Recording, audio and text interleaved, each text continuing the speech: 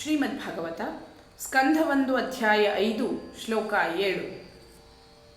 ತ್ವಂ ಪರ್ಯಟನ್ನರ್ಕ ಇವ ತ್ರಿಲೋಕೀಮಂತಶ್ಚರೋ ವಾಯುರಿವಾತ್ಮಸಾಕ್ಷಿ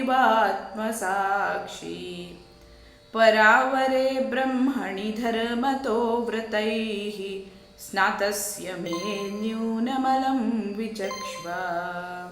ಅನುವಾದ: ತಾವು ಸೂರ್ಯನಂತೆ 3 ಲೋಕಗಳಲ್ಲಿ ಎಲ್ಲ ಕಡೆ ಸಂಚರಿಸಬಲ್ಲಿರಿ. ಗಾಳಿಯಂತೆ ಪ್ರತಿಯೊಬ್ಬನ ಅಂತರಂಗದೊಳಕ್ಕೆ ಹಾಯಬಲ್ಲಿರಿ.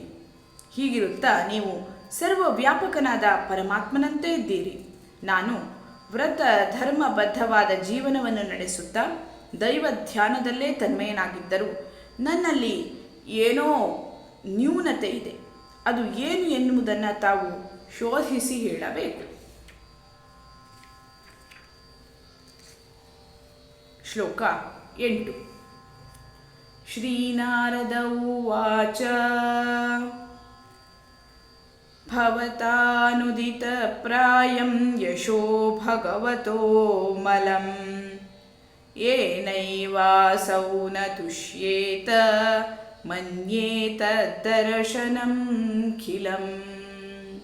ಅನುವಾದ: ನಾರದರು ಹೇಳಿದರು, ನೀವು ಪರಮಪುರುಷನ ಮಹೋನ್ನತವೂ ನಿರ್ಮಲವೂ ಆದ ಮಹಿಮೆಯನ್ನು ಸಾರುವ ಕೆಲಸವನ್ನು ಮಾಡಿಲ್ಲ. ಭಗವಂತನ ದಿವ್ಯ ಇಂದ್ರಿಯಗಳನ್ನು ತುಷ್ಟಿಗೊಳಿಸದ ದಾರ್ಶನಿಕ ಸಿದ್ಧಾಂತವು ಅಂತಹ ಬೆಲೆಯುಳ್ಳದ್ದೇನೂ ಅಲ್ಲ.